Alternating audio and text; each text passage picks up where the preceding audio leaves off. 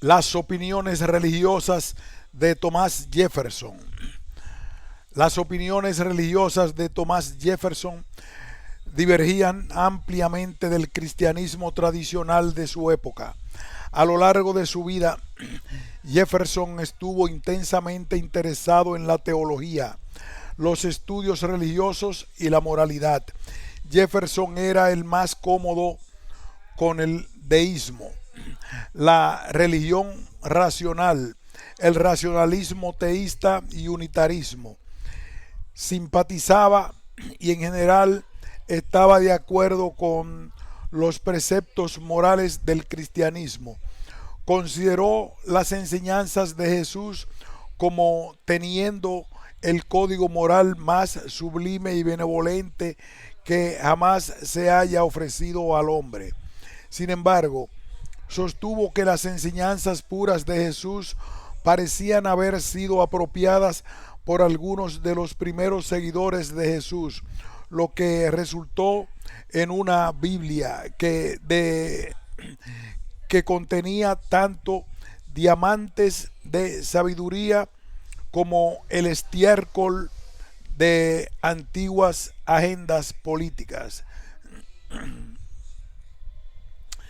Jefferson sostuvo que reconocer y adorar una providencia dominante, como en su primer discurso inaugural, era importante en su segundo discurso inaugural expresó la necesidad de ganar el favor de ese ser en cuyas manos estamos, que dirigió nuestros padres como el Israel de antaño.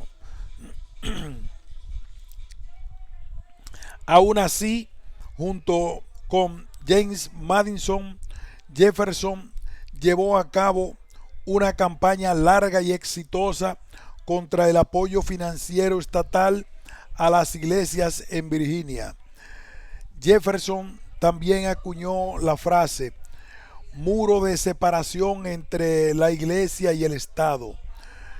En su carta de 1802 a los bautistas de Danbury de Connecticut,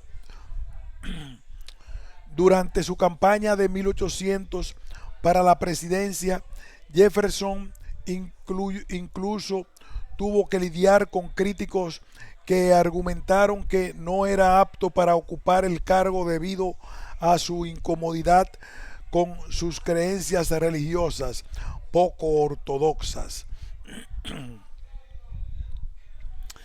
Jefferson usó ciertos pasajes del Nuevo Testamento para componer la vida y la moral de Jesús de Nazaret. Paréntesis, la Biblia de Jefferson, así conocido, que excluía cualquier milagro de Jesús y enfatizaba su mensaje moral, aunque a menudo expresó su oposición a muchas prácticas del clero y a muchas doctrinas cristianas populares específicas de su época. Jefferson expresó repetidamente su admiración por Jesús como maestro moral y se refirió constantemente a sí mismo como cristiano, aunque siguiendo su propio estilo único, tipo de cristianismo, a lo largo de su vida. Jefferson se opuso al calvinismo, al trinitarismo y lo que identificó como elementos platónicos en el cristianismo. Admiraba el trabajo religioso de Joseph Priestley, un químico y teólogo inglés que se mudó a Estados Unidos. En cartas privadas, Jefferson también se describió a sí mismo como suscriptor de ciertas filosofías, además de ser cristiano. En estas cartas se describía a sí mismo como también un epicúreo, un materialista del siglo XIX, un unitario por sí mismo y una secta de por mí mismo. Cuando John Adams y Jefferson reanudaron su correspondencia entre 1812 y 1826, la religión fue uno de los temas discutidos. Como octogenario, Jefferson transcribió así su punto de vista religioso. Cuando miramos el universo en sus partes generales o particulares, es imposible que la mente humana no perciba y sienta una convicción de diseño, habilidad consumada y poder indefinido en cada átomo de su composición. Los movimientos de los cuerpos celestes, tan exactamente mantenidos en su curso por el equilibrio de fuerzas centrífugas y centrípetas, la estructura de nuestra Tierra misma, con su distribución de tierras, aguas y atmósfera, cuerpos animales y vegetales examinados en todas sus partículas más diminutas, insectos, meros átomos de la vida, pero tan perfectamente organizados como el hombre o el mamut, las sustancias minerales, su generación y usos. Es imposible, digo, que la mente humana no crea que hay en todo esto un diseño, una causa y efecto, hasta una causa última, un fabricante de todas las cosas a partir de la materia y el movimiento, su conservador y regulador mientras se les permite existir en sus formas actuales, y su regenerador en formas nuevas y de otro tipo. Asistencia a la iglesia. Jefferson se crió en la iglesia de Inglaterra en un momento en que era la iglesia establecida en Virginia y la única denominación financiada con el dinero de impuestos de Virginia. Antes de la Revolución, las parroquias eran unidas. Antes de la Revolución, las parroquias eran unidades de gobierno local y Jefferson se desempeñó como miembro de la Junta Parroquial, un puesto administrativo laico en su parroquia local. Las calificaciones para ocupar cargos públicos en todos los niveles, incluida la Cámara de Burgueses de Virginia, para la que Jefferson fue elegido en 1769, requería afiliación a la religión estatal actual y el compromiso de no expresar disidencia ni hacer nada que no se ajustara a la doctrina de la iglesia.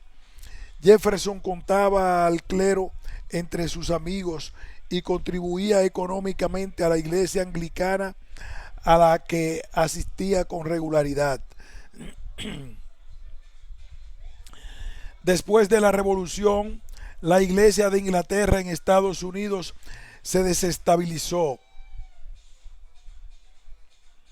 Se reorganizó como iglesia episcopal en América. Margaret Bayard Smith, cuyo esposo era un amigo cercano de Jefferson, registra que durante el primer invierno de la presidencia de Jefferson, él asistía regularmente al servicio el domingo en una pequeña iglesia episcopal por respeto al culto público. Esta era la única iglesia en la ciudad nueva, con la excepción de una pequeña capilla católica. Un año después de su toma de posesión, Jefferson comenzó a asistir a los servicios religiosos en la Cámara de Representantes, una costumbre que aún no había comenzado mientras era vicepresidente y que presentaba predicadores de todas las sectas y denominaciones cristianas. Henry S. Randall, el único biógrafo al que se le permitió entrevistar a la familia inmediata de Jefferson, registró que Jefferson asistía a la iglesia con tanta regularidad como la mayoría de los miembros de la congregación, a veces yendo solo a caballo, cuando su familia se quedaba en casa, y que también contribuyó libremente a la erección de iglesias cristianas, dio dinero a sociedades bíblicas y otros objetos religiosos, y fue un contribuyente liberal y regular para el apoyo del clero.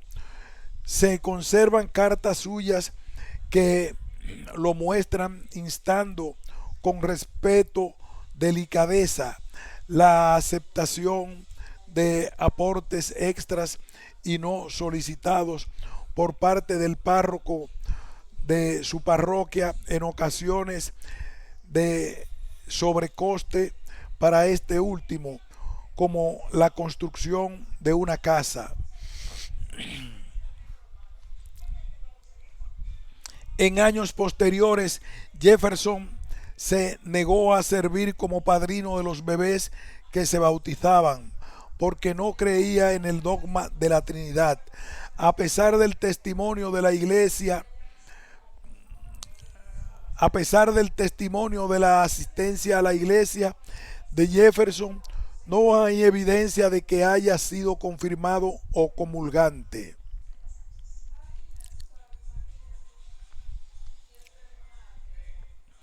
Jefferson y el deísmo. En 1760, a los 16 años, Jefferson ingresó en el College of William and Mary en Williamsburg, y durante 2 años estudió matemáticas, metafísica y filosofía con el profesor William Small. Presentó al entusiasta Jefferson los escritos de los empiristas británicos, incluidos John Locke, Francis Bacon e Isaac Newton.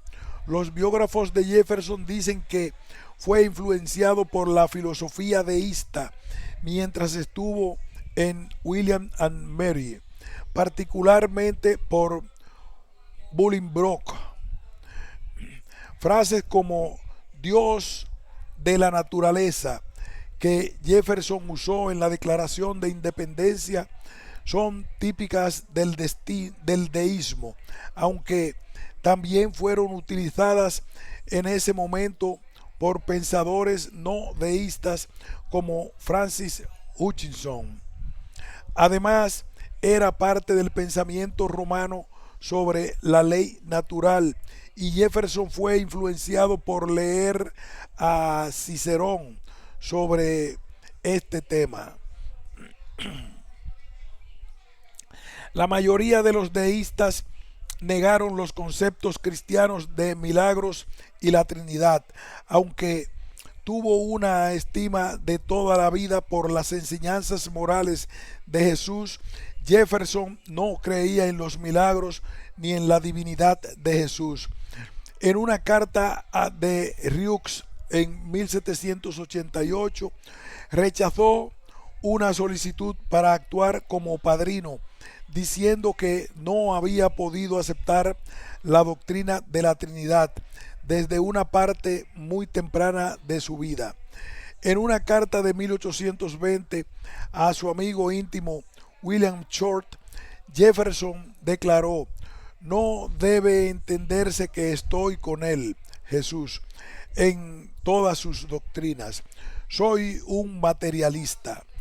Él se pone del lado de espiritismo, predica la eficacia del arrepentimiento hacia el perdón del pecado.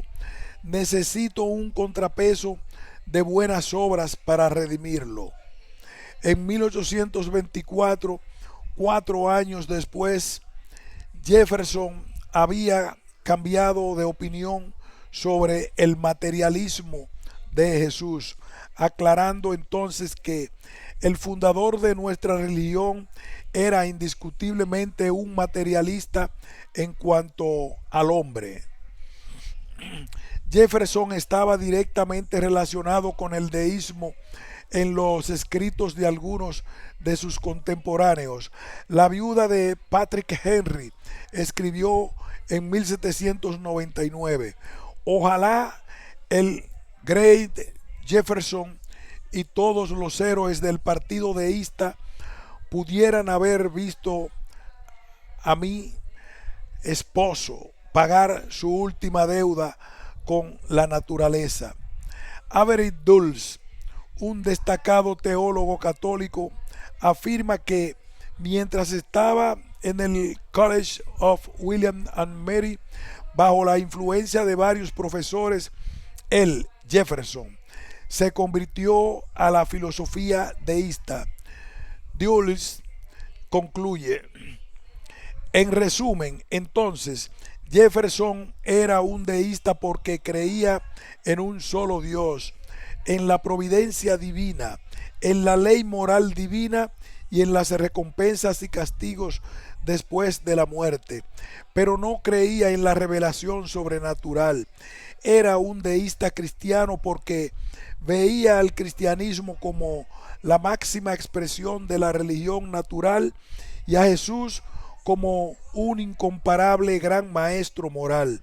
No era un cristiano ortodoxo porque rechazaba, entre otras cosas, las doctrinas de que Jesús era el Mesías prometido y el Hijo de Dios encarnado. La religión de Jefferson es bastante típica de la forma estadounidense de deísmo en su época.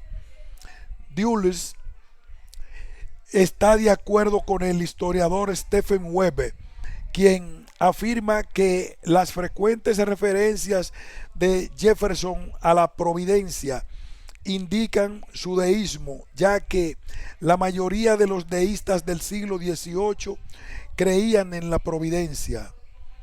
Si bien muchos biógrafos, así como algunos de sus contemporáneos, han caracterizado a Jefferson como un deísta, los historiadores y académicos no han encontrado tal autoidentificación en los escritos sobrevivientes de Jefferson.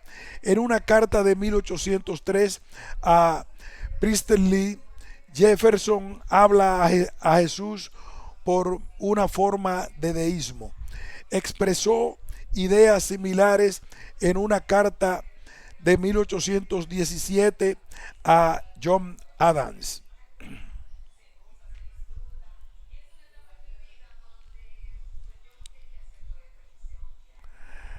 Tiene razón al suponer en uno de los suyos que yo no había leído mucho sobre la predestinación de Priestley, su insistencia sin alma o su controversia con Horsley, pero he leído sus corrupciones del cristianismo y las primeras opiniones de Jesús.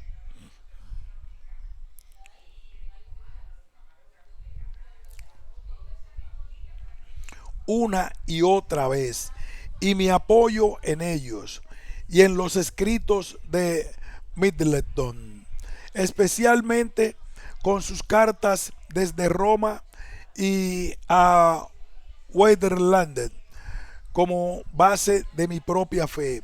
Estos escritos nunca han sido contestados ni pueden ser contestados citando pruebas históricas como lo han hecho pues estos hechos. Por tanto, me aferro a su saber tan superior al mío.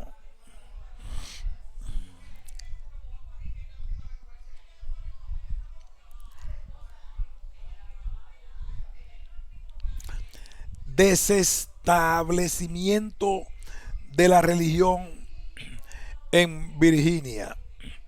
Para Jefferson, la separación de la iglesia y el Estado era una reforma necesaria de la tiranía religiosa por la cual una religión recibía el respaldo del Estado y a los que no eran de esa religión se les negaban derechos e incluso se los castigaba. Después de la revolución, Jefferson jugó un papel de liderazgo en el desestablecimiento de la religión en Virginia.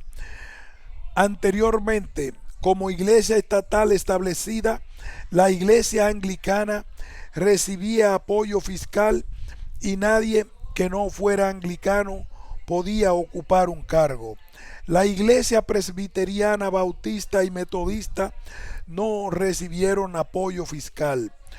Como escribió Jefferson en sus notas sobre Virginia, la ley colonial prerevolucionaria sostenía que si una persona educada como cristiana niega el ser de Dios o de la Trinidad, es castigado por la primera ofensa con la incapacidad de ocupar cualquier cargo.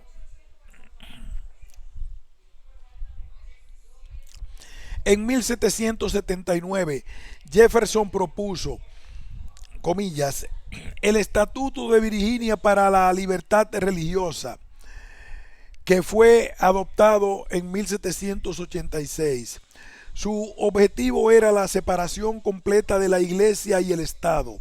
Declaró que las opiniones de los hombres estaban fuera de la jurisdicción del magistrado civil. Afirmó que la mente no está sujeta a coerción, que nuestros derechos civiles no dependen de las opiniones religiosas y que las opiniones de los hombres no son asunto del gobierno civil. Con el tiempo, esta se convirtió en una de las cartas de libertad estadounidenses. Esta declaración llevada de la libertad de la mente fue aclamada en Europa como un ejemplo de sabiduría legislativa y liberalidad nunca antes conocido. De 1784 a 1786, Jefferson y James Madison trabajaron juntos para oponerse a los intentos de Patrick Henry de evaluar los impuestos generales en Virginia para apoyar a las iglesias. En 1786, la Asamblea General de Virginia aprobó el proyecto de ley de libertad religiosa de Jefferson, que había presentado por primera vez en 1779. Fue uno de los únicos 3 logros que puso en su epitafio. La ley decía,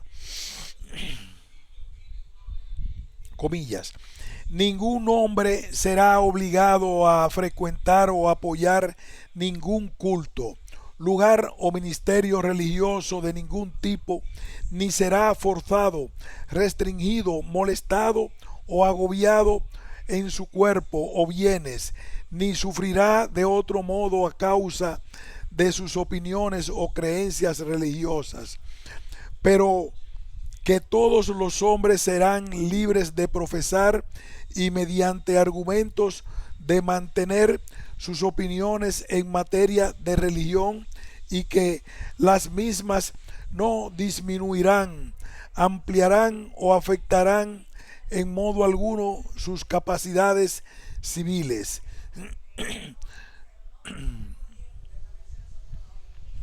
En sus notas sobre el estado de Virginia de 1787, Jefferson declaró: millones de hombres, mujeres y niños inocentes desde la introducción del cristianismo han sido quemados, torturados, multados y encarcelados. ¿Cuál ha sido el efecto de esta coerción? Hacer que la mitad del mundo sea tonto y la otra mitad hipócrita. Apoyar picardía y error en toda la tierra. Nuestros estados hermanos de Pensilvania y Nueva York, sin embargo, han subsistido durante mucho tiempo sin ningún establecimiento. El experimento era nuevo y dudoso cuando lo hicieron. La ha respondido más allá de la concepción. Florecen infinitamente. La religión está bien sustentada, de varios tipos, de hecho, pero todas lo suficientemente buenas, todas suficientes para preservar la paz y el orden. Y si surge una secta cuyos principios subvertirán la moral, el buen sentido tiene juego limpio y la razona y se ríe de ella de puertas, sin que el Estado se moleste con ello. No cuelgan más malhechores que nosotros, no se perturban más con disensiones religiosas. Al contrario, su armonía es incomparable y no se puede atribuir a nada más que a nosotros. Su tolerancia ilimitada, porque no hay otra circunstancia en la que difieran de todas las naciones de la tierra. Han hecho el feliz descubrimiento de que la manera de silenciar las disputas religiosas es ignorarlas.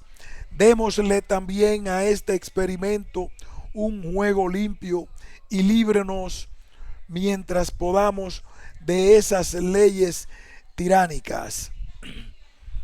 Acusaciones de ser infiel.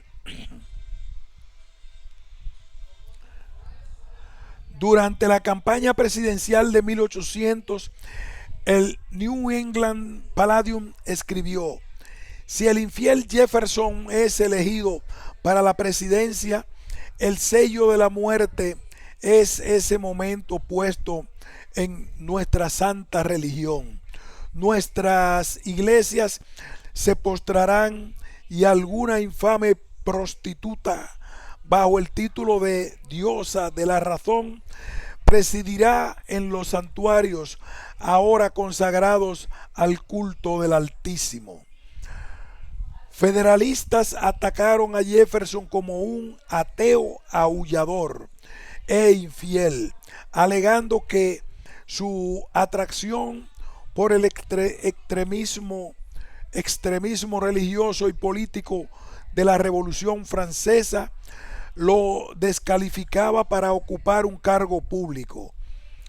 En ese momento, llamar infiel a una persona podía significar varias cosas, incluso que no creían en Dios. Fue una acusación comúnmente dirigida a los deístas, aunque creen en una deidad. También estaba dirigido a aquellos que se pensaba que estaban dañando la fe cristiana en la que fueron criados. Aunque se opuso a las instituciones de la religión organizada, Jefferson expresó constantemente su fe en Dios. Por ejemplo, invocó la noción de justicia divina en 1782 en su oposición a la esclavitud, e invocó la divina providencia en su segundo discurso inaugural. Jefferson no rehuyó cuestionar la existencia de Dios. En una carta de 1787 a su sobrino y pupilo Peter Carr, que estaba en la escuela, Jefferson ofreció el siguiente consejo: fija la razón firmemente en su asiento y llama a su tribunal cada hecho, cada opinión.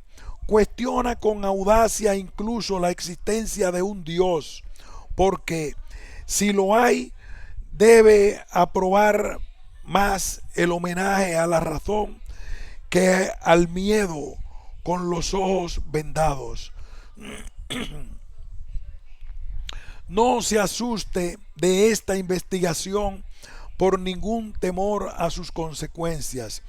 Si termina en la creencia de Dios, si termina en la creencia de que Dios no existe, encontrará incitaciones a la virtud en el consuelo y el placer que siente en su ejercicio y en el amor a los demás que le procurará. Obras de Jefferson, volumen quinto, página 322. Después de la campaña de 1880, Jefferson se mostró más reacio a que sus opiniones religiosas fueran discutidas en público. A menudo agregaba solicitudes al final de las cartas personales en las que se hablaba de religión para que sus corresponsales fueran discretos con respecto a su contenido. Separación de la Iglesia y el Estado. Jefferson buscó lo que llamó un muro de separación entre la Iglesia y el Estado, que creía que era un principio expresado por la primera enmienda. La frase de Jefferson ha sido citada varias veces por la Corte Suprema en su interpretación de la cláusula de establecimiento, incluso en casos como Reynolds versus Estados Unidos 1878, Everson versus Board of Education 1947 y McCallum versus Board of Education 1948. En una carta de 1802 a la Asociación Bautista de Danbury escribió: creyendo contigo que la religión es un asunto que radica únicamente entre el hombre y su Dios, que no debe rendir cuentas a nadie más por su fe o su culto, que los poderes legislativos del gobierno solo alcanzan acciones y no opiniones, lo contemplo con soberana reverencia. Ese acto de todo el pueblo americano que declaró que su legislatura no debería hacer ninguna ley que respete el establecimiento de una religión o que prohíba el libre ejercicio de la misma, construyendo así un muro de separación entre la Iglesia y el Estado. En Jefferson, del 4 de marzo de 1805, borradores del discurso de la segunda inauguración, declaró: en materia de religión, he considerado que su libre ejercicio se sitúa por la constitución independiente de los poderes del gobierno general.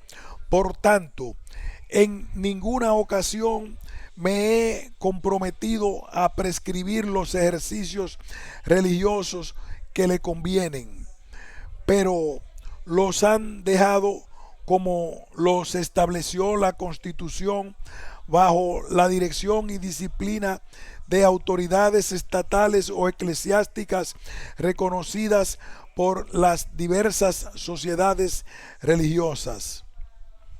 Con respecto a la elección de algunos gobiernos de regular la religión y el pensamiento, Jefferson declaró: los poderes legítimos del gobierno se extienden a los actos solo cuando son perjudiciales para otros, pero no me hace daño a mi vecino decir que hay 20 dioses o ningún Dios. No me roba el bolsillo ni me rompe la pierna. Los poderes legítimos del gobierno se extienden a los actos solo cuando son perjudiciales para otros, pero no me hace daño a mi vecino decir que hay 20 dioses o ningún Dios. No me roba el bolsillo ni me rompe la pierna. A partir de esta afirmación, Jefferson creía que la relación del gobierno con la Iglesia debía ser indiferente, sin que la religión fuera perseguida ni concedida un estatus especial. Si algo pasa en un mitin religioso de forma sediciosa y contraria a la paz pública, que sea castigado de la misma manera y no de otra manera que había sucedido en una feria o mercado. Aunque lo hizo como gobernador de Virginia durante su presidencia, Jefferson se negó a emitir proclamas pidiendo días de oración y acción de gracias.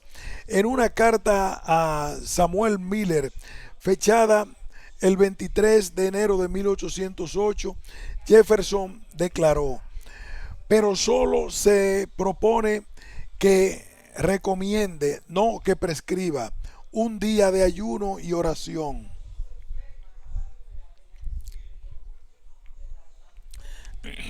Sin embargo, en Notas sobre el estado de Virginia,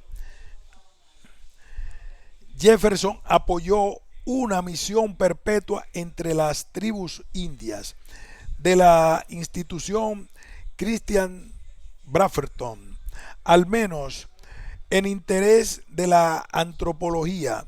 Como presidente, aprobó el proyecto financiero para un sacerdote y una iglesia para los indios Kaskaskia, que en ese momento ya estaban cristianizados y bautizados. Edwin Gostod escribió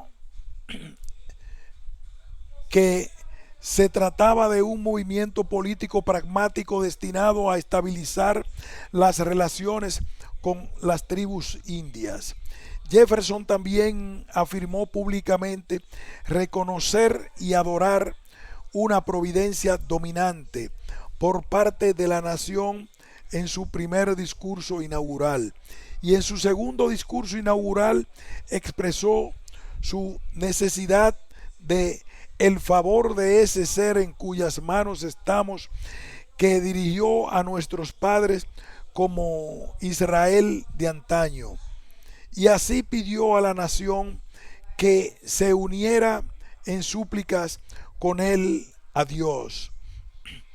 En una carta escrita a Mordecai Manuel Noah en 1818, Jefferson escribió que Estados Unidos era único porque ponía a todas las sectas religiosas en pie de igualdad.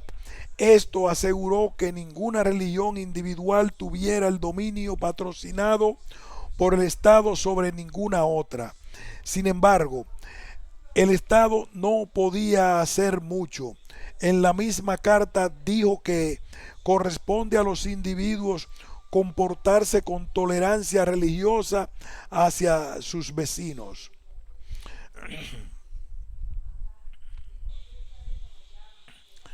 Jefferson, Jesús y la Biblia. Los puntos de vista de Jefferson sobre Jesús y la Biblia se mezclaron, pero se alejaron progresivamente de lo que se consideraba y se considera en gran medida ortodoxo en el cristianismo. Jefferson declaró en una carta en 1819: usted dice que es calvinista, yo no lo soy. Soy de una secta por mí mismo, hasta donde yo sé. También rechazó la idea de la divinidad de Cristo, pero como lo escribió William Short el 31 de octubre de 1819, estaba convencido de que las enseñanzas fragmentarias de Jesús constituían los contornos de un sistema de la moral más sublime que ha jamás caído de los labios del hombre.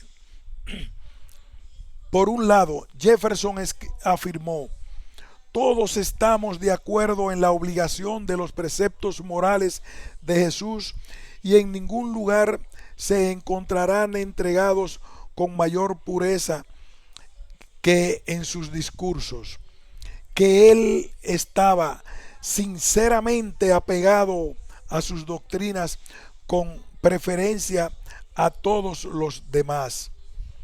que las doctrinas de Jesús son sencillas y tienden todas a felicidad del hombre. Sin embargo, Jefferson consideró que gran parte del Nuevo Testamento de la Biblia era falso. En una carta a William Short en 1820, Jefferson describió muchos pasajes bíblicos como tanta falsedad, charlatanería e impostura. En la misma carta, Jefferson afirma que describe a Pablo como el primer corruptor de las doctrinas de Jesús. Jefferson también negó la inspiración divina del libro del Apocalipsis, describiéndolo a Alexander Smith en 1825 como simplemente los desvaríos de un maníaco, no más digno ni capaz de explicación que las incoherencias de nuestros propios sueños nocturnos. De su estudio de la Biblia, Jefferson concluyó que Jesús nunca afirmó ser Dios.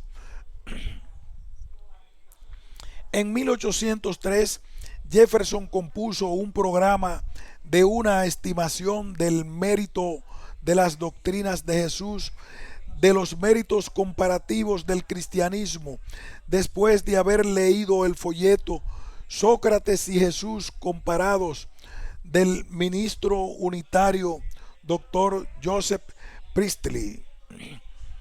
En este breve trabajo, Jefferson afirma que las doctrinas morales de Jesús relativas a parientes y amigos eran más puras y perfectas que las de los filósofos más correctos y mucho más que las de los judíos, pero afirma que solo fragmentos de lo que él entregó nos han llegado mutilados, mal expresados y a menudo ininteligibles, y que la cuestión de ser miembro de la deidad o en comunicación directo con ella, reclamada para él por algunos de sus seguidores y negado por otros, es ajeno al punto de vista actual, que es meramente una estimación del mérito intrínseco de sus doctrinas. Dejó que solo unos pocos lo vieran, incluidos Benjamin Rush en 1803 y William Short en 1820. Cuando Rush murió en 1813, Jefferson pidió a la familia que le devolviera el documento. En 1804, Jefferson comenzó a reconstruir su propia versión de los evangelios, de la que omitió el nacimiento virginal de Jesús, los milagros atribuidos a Jesús, la divinidad y la resurrección de Jesús, entre muchas otras enseñanzas y eventos. Conservó principalmente la filosofía moral de Jesús, que aprobó, y también incluyó la segunda venida, un juicio futuro, el cielo, el infierno y algunos otros eventos sobrenaturales. Esta compilación se completó alrededor de 1820, pero Jefferson no hizo públicas estas obras, reconociendo la existencia de la vida y la moral de Jesús de Nazaret solo a unos pocos amigos. Este trabajo se publicó después de su muerte y se conoció como la Biblia de Jefferson. El anticlericalismo, anticatolicismo y anticalvinismo. Si bien Jefferson se incluyó a algunos clérigos protestantes entre sus amigos, y aunque de hecho donó dinero en apoyo de algunas iglesias, su actitud hacia los clérigos protestantes como grupo y la Iglesia Católica Romana en su conjunto fue uno de extrema aversión. La residencia de Jefferson en Francia justo antes de la Revolución Francesa lo dejó profundamente desconfiado de los sacerdotes y obispos católicos, considerándolos una fuerza de reacción e ignorancia. Sus cartas privadas posteriores indicaron que desconfiaba de la interferencia excesiva del clero católico en asuntos de gobierno civil.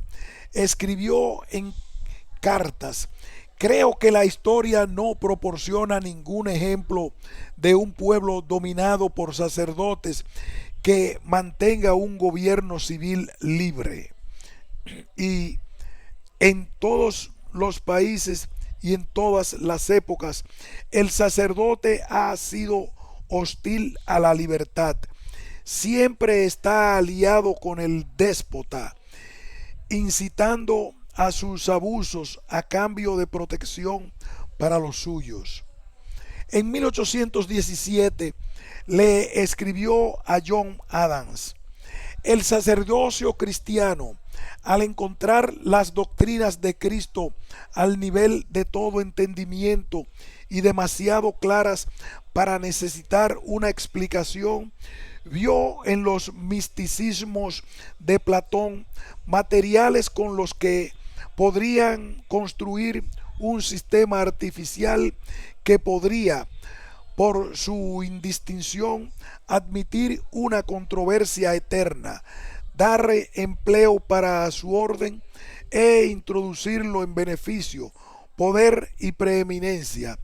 Las doctrinas que fluyeron de los labios del mismo Jesús están dentro de la comprensión de un niño, pero miles de volúmenes aún no han explicado los platonismos injertados en ellos, y por esta razón obvia nunca se puede explicar este sentido. En 1817 le escribió a John Adams: el sacerdocio cristiano, al encontrar las doctrinas de Cristo al nivel de todo entendimiento y demasiado claras para necesitar una explicación, vio en los misticismos de Platón materiales con los que podrían construir un sistema artificial que podría, por su indistinción, admitir una controversia eterna, dar empleo para su orden, introducirlo en beneficio, poder y preeminencia. Las doctrinas que fluyeron de los labios del mismo Jesús están dentro de la comprensión de un niño, pero miles de volúmenes aún no han explicado los platonismos injertados en ellos, y por esta razón obvia nunca se puede explicar ese sinsentido. En una carta de 1820 a William Short, Jefferson escribió: los enemigos serios son los sacerdotes de las diferentes sectas religiosas, cuyos hechizos sobre la mente humana son ominosos. Jefferson se opuso intensamente al calvinismo. Nunca dejó de denunciar el absurdo blasfemo de los 5 puntos del Calvino, escribiendo 3 años antes de su muerte a John Adams: su religión, la de Calvino, era el demonismo. Si alguna vez el hombre adoró a un Dios falso, lo hizo. El ser descrito en sus 5 puntos está un demonio de espíritu maligno. Sería más perdonable no creer en ningún Dios que blasfemarlo con los atroces atributos de Calvino. Priestley y el unitarismo. Jefferson expresó su desacuerdo,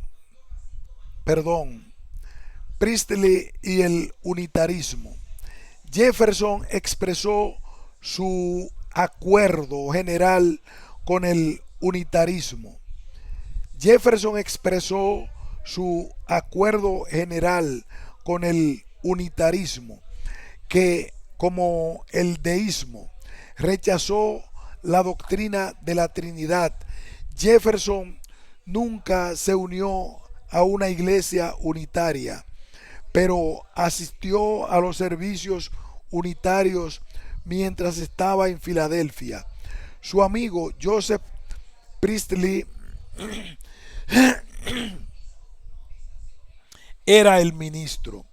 Jefferson mantuvo correspondencia sobre asuntos religiosos con numerosos unitarios, entre ellos Jared Sparks, ministro unitario, historiador y presidente de Harvard; Thomas Cooper, Benjamin Waterhouse y John Adams. En una carta de 1822 a Benjamin Waterhouse escribió: me regocijo de que en este bendito país de libre investigación y creencia, que no ha entregado su conciencia ni a reyes ni a sacerdotes, la genuina doctrina de un solo Dios está reviviendo, y confío en que haya.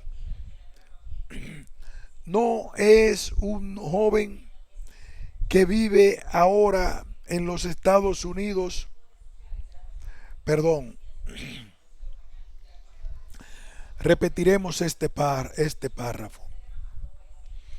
En una carta de 1822 a Benjamin Waterhouse escribió: me regocijo de que en este bendito país de libre investigación y creencia, que no ha entregado su conciencia ni a reyes ni a sacerdotes, la genuina doctrina de un solo Dios está reviviendo, y confío en que haya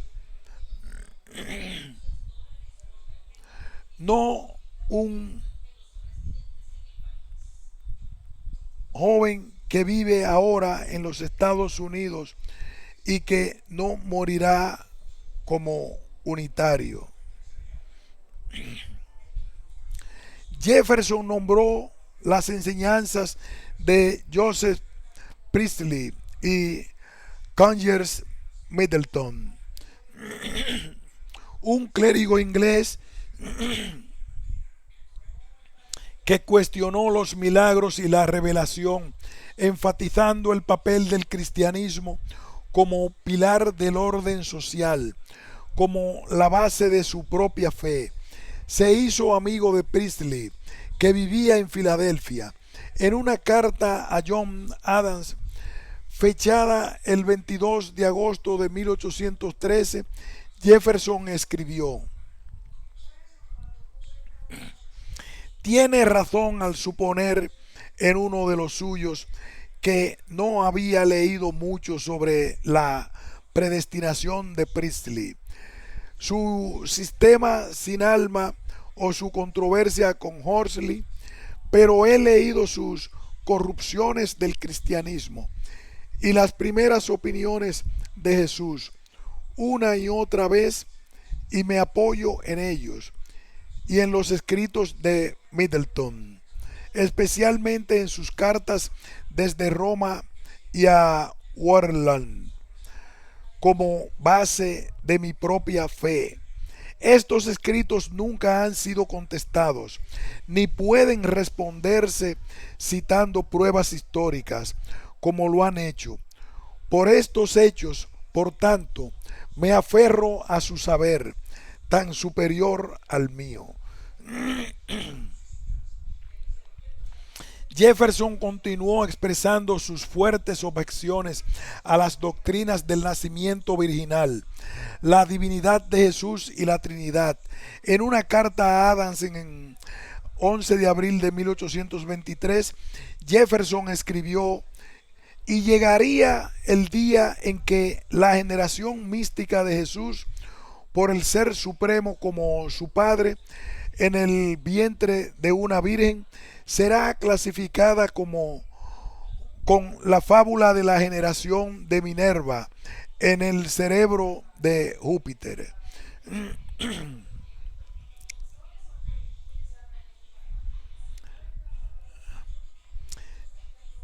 Jefferson escribió: y llegará el día en que la generación mística de Jesús, por el Ser Supremo como su Padre, en el vientre de una virgen, será clasificada con la fábula de la generación de Minerva en el cerebro de Júpiter.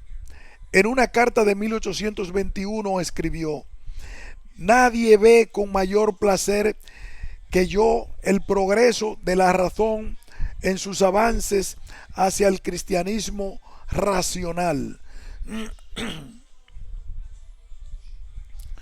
En una carta de 1821 escribió: nadie ve con mayor placer que yo el progreso de la razón en sus avances hacia el cristianismo racional. Cuando hayamos eliminado la incomprensible jerga de la aritmética trinitaria, que tres son uno y uno es tres, cuando hayamos derribado el andamio artificial levantado para ocultar de la vista la simple estructura de Jesús, cuando en resumen hayamos desaprendido todo lo que se ha enseñado desde su día y regresemos a las doctrinas puras y simples que él inculcó, entonces seremos verdadera y dignamente sus discípulos.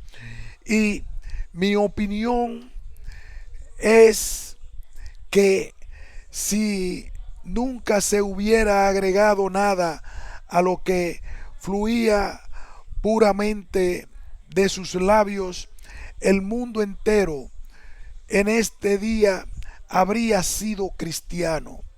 Sé por el caso que cita el doctor Drake, ha sido común.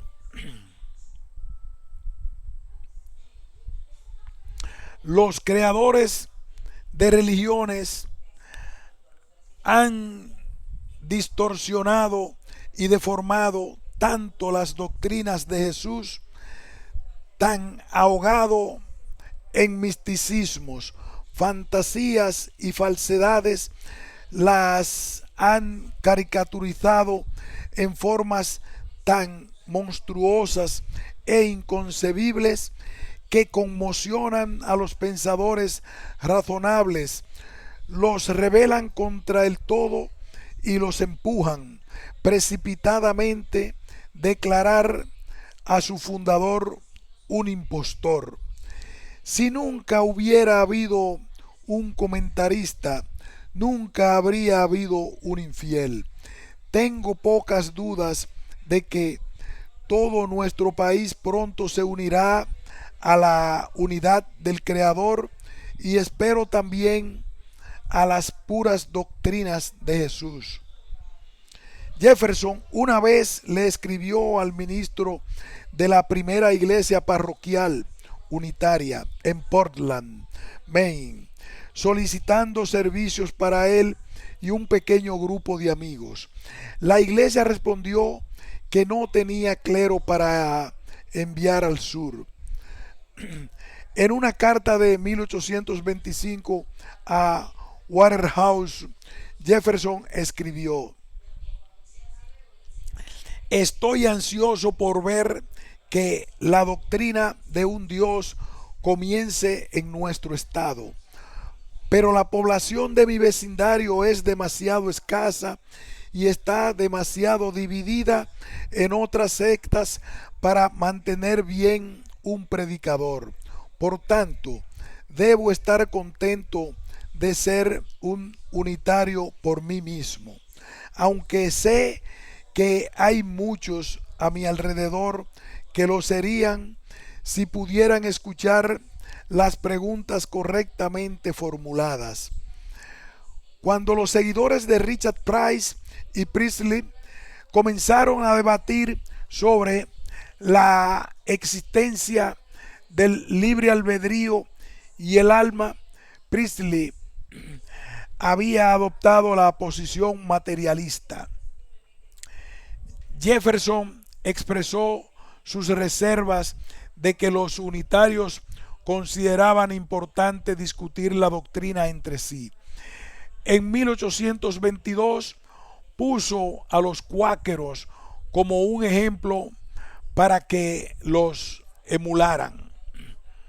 En la época de Jefferson, el unitarismo se consideraba generalmente una rama del cristianismo. Originalmente cuestionó la doctrina de la Trinidad y la preexistencia de Cristo.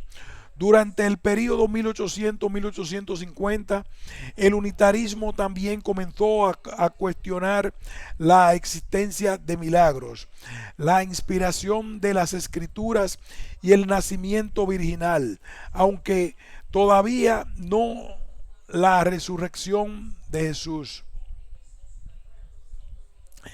El unitarismo contemporáneo ya no implica la creencia en una deidad.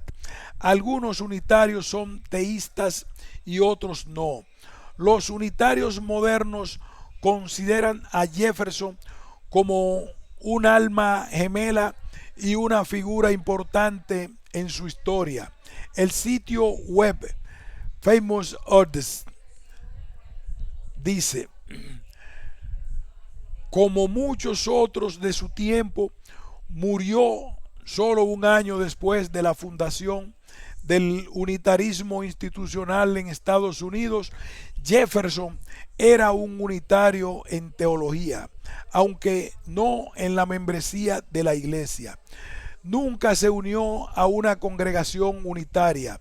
No había ninguna cerca de su casa en Virginia durante su vida. Asistía con regularidad a la iglesia de Joseph Priestley en Pensilvania cuando estaba cerca, y dijo que la teología de Priestley era la suya propia, y no hay duda de que Priestley debería ser identificado como unitario. Jefferson siguió siendo miembro de la congregación episcopal cerca de su casa, pero se apartó de los disponibles para convertirse en padrinos, porque no estaba lo suficientemente de acuerdo con la teología trinitaria. Su obra, la Biblia de Jefferson, fue unitaria en teología.